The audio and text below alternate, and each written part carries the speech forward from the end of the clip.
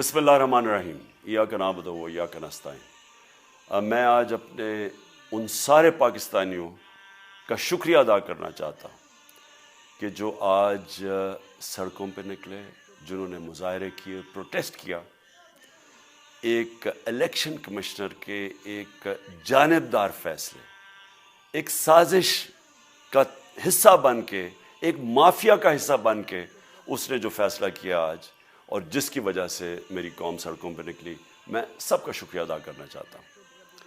پہلے تو میں اپنی قوم کے سامنے یہ رکھنا چاہتا ہوں یہ کیا فیصلہ ہے، یعنی یہ توشہ خانہ کیا چیز ہے۔ توشہ خانہ وہ ہے کہ جب ملک کا پرائم منسٹر، اس کے وزیر، اس کے آرمی چیف، ان کو جب پریزنٹس ملتے ہیں، جب وہ اقتدار میں ہوتے ہیں، تو جب ان کو تحفے ملتے ہیں، تو یہ جو سارے تحفے ہیں یہ جاتے ہیں توشہ خانہ کے اندر۔ ایک پورا ریکارڈ ادھر قائم کیا جاتا ہے۔ اس توشہ خانہ سے ایک قانون کے تحت آپ فیصلہ کر سکتے ہیں کہ میں ایک آدھی قیمت، ہمارے دور میں آدھی قیمت ہم دے کے ہم وہ خرید سکتے ہیں وہاں سے۔ سارا ریکارڈ اس کا ہے پڑا ہوا توشہ خانہ میں۔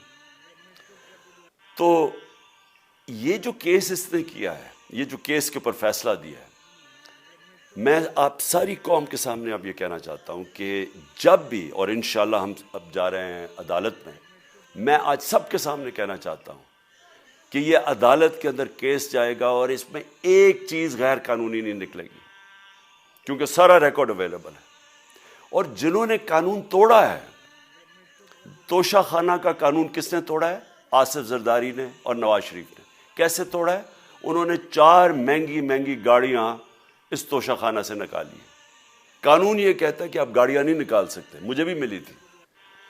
تو ان کے کیس تو سنے نہیں، ان کے 10 سال سے کیس پڑے ہوئے جو انہوں نے یہ گاڑیاں غیر قانونی طور پہ نکالی تھی۔ اور وہ جو کہ سارے میرے وکیل نے آج قوم کے سامنے بتایا کہ سارا ریکارڈ اویلیبل ہے، اس کے اوپر اس نے یہ فیصلہ کیا۔ تو پہلے تو ہم جائیں گے انشاءاللہ عدالت میں، لیکن میں اس الیکشن کمشنر کے اوپر اپنی قوم کے سامنے اس کا ذرا اصلیت رکھنا چاہتا ہوں۔ یہ وہ آدمی ہے جو پچھلے 2.5 سال سے ہمارے خلاف فیصلے دے رہا ہے۔ 8 یا 9 دفعہ اس نے ہمارے خلاف فیصلہ دیا، ہم عدالت میں گئے اور عدالت نے اس کے فیصلے اوور ٹرن کر کے ہمارے حق میں فیصلے دیے، کیونکہ اس کے جو فیصلے تھے وہ غیر جانبدار نہیں تھے۔ ہم EVM مشینز کے اوپر کوشش کرتے رہے کہ اس ملک میں صاف اور شفاف الیکشن ہو، 2 سال کوشش کرتے رہے۔ اس الیکشن کمیشن نے پیپلز پارٹی اور نون لیگ کے ساتھ مل کے وہ نہیں ہونے دیا۔ ہم نے عدالت میں گئے کہ جو سینٹ کے اندر پیسہ چلتا ہے، سینٹ کے الیکشنز کے اندر، کہ وہ ووٹ ویریفائبل ہونی چاہیے، یعنی لوگوں کو پتہ ہونا چاہیے کہ آپ کے MP کدھر ووٹ ڈال رہے ہیں۔ ہم سپریم کورٹ میں گئے، سپریم کورٹ میں اجازت دے دی کہ ووٹ ویریفائبل ہونی چاہیے، اس نے روک دی۔ اس کے بعد یوسف رضا گیلانی کا بیٹا پیسے دیتے ہوئے پکڑا گیا ووٹ خریدتے ہوئے، اس نے کوئی ایکشن نہیں لیا۔ یہ اس نے جب ہمارا یہ ابھی جو آڈیو لیکس ہوئی ہے، اس کے اندر کیا چیز آئی ہے سامنے؟ آڈیو لیکس میں یہ سامنے آئی کہ نون لیگ کے ساتھ بیٹھ کے یہ فیصلے کر رہا تھا کہ کون سے حلقے ہمارے کمزور ہیں اور کدھر PDM کی ووٹ جو تھی ہمارے حلقوں سے دگنی تھی۔ اس نے ان کے ساتھ بیٹھ کے فیصلے کیے۔ یہ جو ابھی حال ہی میں الیکشن ہوئے ہیں، اسی الیکشن کمیشن، اس نے پہلے بھی جب پنجاب کے بائی الیکشن ہوئے تب بھی پوری الیکشن کمیشن کی مشینری نے ان کی مدد کی، اور اس کے گورنمنٹ بھی پنجاب میں انہی کی تھی، گورنمنٹ کی مشینری نے بھی پوری مدد کی۔ اس کے باوجود دونوں دفعہ یہ الیکشن ہار گئے، اور الیکشن اس لیے ہارے کہ پاکستان کی قوم ان کو ریجیکٹ کر بیٹھی ہے، اور اللہ کا شکر ادا کرتا ہمارے ساتھ کھڑی ہے۔ جب ہماری گورنمنٹ گئی تب سے یہ مافیا کوشش کر رہا ہے کہ تحریک انصاف کو ختم کرنے کی۔ پہلے تو انہوں نے گورنمنٹ گرائی بیرونی سازش، پھر انہوں نے کروڑ روپیہ خرچ کیا، 20 یا 25 کروڑ روپے کی ووٹیں خریدی، لوگوں کو لوٹا بنایا، ہماری گورنمنٹ گرائی۔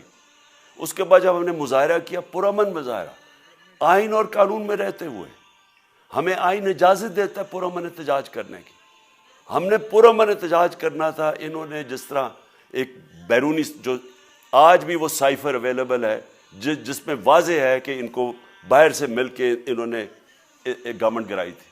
سب کو پتہ ہے سندھ ہاؤس میں 20 25 کروڑ روپیہ چلا اور گورنمنٹ انہوں نے گرائی. اس کے اوپر مظاہرہ ہم نے کیا 25 مئی کو.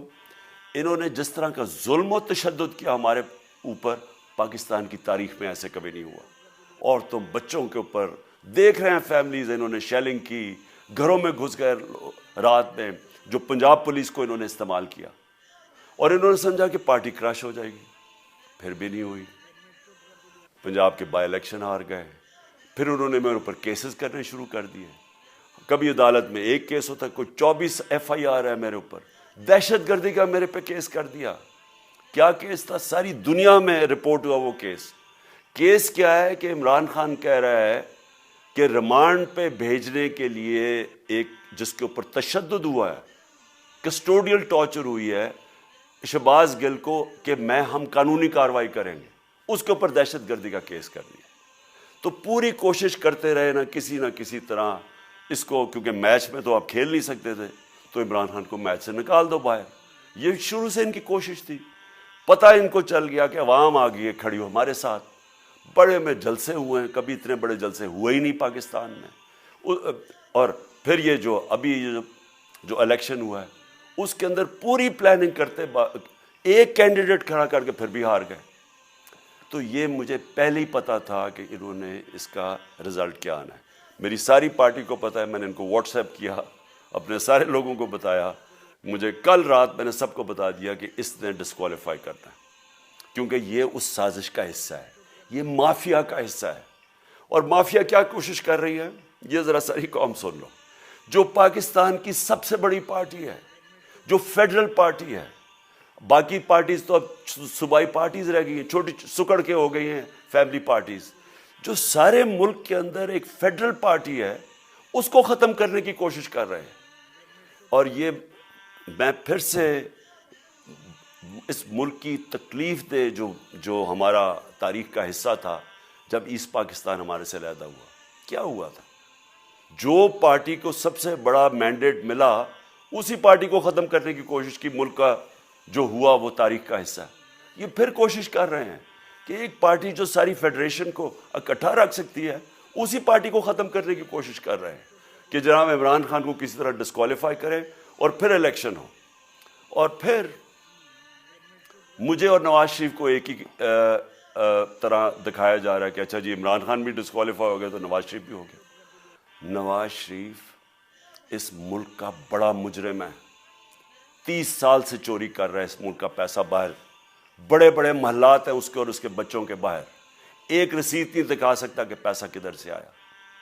میں نے کرکٹ کھیلتا تھا تو میں نے ایک فلیٹ خریدا. میں تو پبلک آفس ہولڈر بھی نہیں تھا. 34-35 سال پہلے میں نے فلیٹ خریدا جب کرکٹ کھیلتا تھا. اس کے باوجود میں نے 8 مہینے عدالت کے اندر ایک رسید بتائی کہ مجھے کدھر سے انکم آئی, کدھر سے آمدنی آئی, اور باہر سے حلال کے پیسے کی جو میں نے جو خریدا فلیٹ, اس کو جب بیچا بینک کے تھرو پاکستان میں پیسہ لے کے آیا, اپنے ملک میں پیسہ لے کے آیا. اس کی بھی منی ٹریل تھی. عدالت نے مجھے صادق اور امین کہا, اور مجھے مقابلہ اس آدمی سے کر رہے ہیں جو اربوں روپے کی پراپرٹیز لے کے بیٹھا ہوا ہے. کبھی کوئی جھوٹ بولتا ہے کہ جی مجھے قطری خات کے جی قطری نے پیسے دے دیے, کبھی وہ کہتا ہے یہ ہیں وہ ذرائع, وہ فیل ہو جاتے ہیں. وہ بیٹی کہتی ہے میرے لندن تو چھوڑو پاکستان میں کوئی پراپرٹی نہیں, اور پھر پراپرٹی نکلا. یعنی جو بتا ہی نہیں سکتے کہ اس ملک سے باہر اربوں روپے کی پراپرٹیز ہیں, اور اس کو اور میرے ساتھ کر رہے ہیں کہ جی اب دونوں ڈسکوالیفائی ہو گئے. اور جو سب سے شرمناک چیز کیا ہے کہ جس آدمی کی ساری پراپرٹی سب پاکستان سب ڈکلیئرڈ اپنے نام پہ, اس کو ڈسکوالیفائی کر رہے ہیں, اور یعنی میچ سے باہر رکھنے کی کوشش کر رہے ہیں. اور کن کو اس ملک میں بچایا جا رہا ہے؟ اس ملک کے بڑے بڑے مجرم جن کے اوپر اربوں روپے کے کیسز ہیں, وہ آ کے پہلے تو ان کو سازش کے تحت ملک پہ بٹھایا جاتا ہے, پھر وہ قانون اسمبلی میں بیٹھ کے نیب کا قانون چینج کرتے ہیں اور 1100 ارب روپے اپنا معاف کروا لیتے ہیں. قوم جب نیچے پسی ہوئی ہے آج مہنگائی میں، بے روزگاری میں، 6 مہینے میں انہوں نے ملک کدھر سے کدھر پہنچا دیا ہے. آج دنیا کہہ رہی ہے کہ پاکستان قرضے نہیں اپنے واپس کر سکتا، ہمارے بانڈز کریش کر گئے ہیں، ہماری انڈسٹری نیچے جا رہی ہے، ہمارا فورن جو پاکستان میں ڈالرز آنے تھے ایکسپورٹس بھی نیچے جا رہی ہیں، ریمیٹنس بھی نیچے جا رہی ہے، ملک کی دولت کم ہو رہی ہے، گروتھ ریٹ نیچے چلی گئی ہے، کسان علیحدہ سڑکوں پہ نکلے ہوئے ہیں، ٹیکسٹائل انڈسٹری وہ 20% بند ہو گئی ہے. 6 مہینے میں وہ پاکستان کو یہاں لے کے آئے ہیں اور اپنے صرف پیسے بچا رہے ہیں، صرف آ کے اپنی چوری بچا رہے ہیں. اور جو آدمی 26 سال سے سٹرگل کر رہے ہیں اس ملک میں، قانون کی بالادستی ہو، انصاف ہو، احتساب ہو، اس کے اوپر کیسز کر رہے ہیں اس طرح کے، صرف اور صرف میرا منہ بند کرنے کے لیے. میں آج اپنی ساری قوم کے سامنے یہ آپ سب کے سامنے یہ وعدہ کرتا ہوں کہ میری جتنی بھی زندگی ہے وہ ان چوروں کا مقابلہ کرنے کے لیے. میں اس کو سیاست نہیں سمجھتا، میں اس کو جہاد سمجھتا ہوں. یہ جو مافیا بیٹھا ہوا ہے جس کا یہ حصہ ہے یہ الیکشن کمشنر، میں جب تک زندہ ہوں میں ان کا مقابلہ کروں گا. میں اپنے سارے آج جو پروٹیسٹرز بیٹھے ہیں، میں آپ سب کو آج پہلے تو شکریہ ادا کرتا ہوں. اب میں کہتا ہوں کہ اب آپ پروٹیسٹ ختم کر دیں. آج آپ پروٹیسٹ اب ختم کر دیں، کیونکہ لوگ اس وقت مشکل میں ہیں اور میں نہیں چاہتا کہ میری قوم مشکل میں ہو. لیکن آپ سب تیاری کریں. میں نے کہا تھا مہینے کے اینڈ میں لانگ مارچ کروں گا، اور میں پوری طرح انشاءاللہ اس ملک کی تاریخ کی یہ سب سے بڑا پروٹیسٹ ہوگا. اور یہ صرف لانگ مارچ پہ ختم نہیں ہوگا، یہ میری حقیقی آزادی کی تحریک چلتی رہے گی جب تک اس ملک کے اندر قانون کی بالادستی قائم نہیں ہوگی. اس طرح کے چور، اس طرح کے ڈاکو، اس طرح کے مافیا، اس طرح کا یہ کرپٹ الیکشن کمشنر جب تک یہ بیٹھے ہیں میری یہ تحریک چلے گی. اور میں اپنی ساری قوم کو آج کہہ رہا ہوں کہ یہ ملک ایک فیصلہ کن موڑ پہ ہے. اگر ہم جو اللہ کا حکم ہے کہ ظلم اور ناانصافی کے سامنے کھڑے ہو، جہاد کرو، اللہ کا حکم ہے امر بالمعروف، اچھائی کے ساتھ کھڑے ہو اور اس طرح کے چوروں کے خلاف کھڑے ہو. جب تک ہم قوم اس فیصلہ کن وقت پہ اب جدوجہد کرنے کے لیے تیاری نہیں کریں گے، ہم ان چوروں سے اپنی جان نہیں چھڑا سکیں گے. جہاد اللہ نے ہمارے اوپر فرض اس لیے کیا ہے کہ جب ہم ظلم کا مقابلہ کرتے ہیں اپنی بہتری کرتے ہیں، ظلم کم ہو جاتا ہے.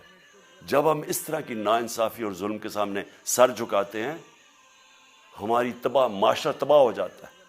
جب معاشرہ اچھے اور برے کی تمیز ختم کرتا ہے، یہ چور جا کے ملک کا فیصلہ کرتے ہیں، وہ معاشرہ کو تباہ کر دیتے ہیں. ہم آج اس فیصلہ کن وقت پہ کھڑے ہیں.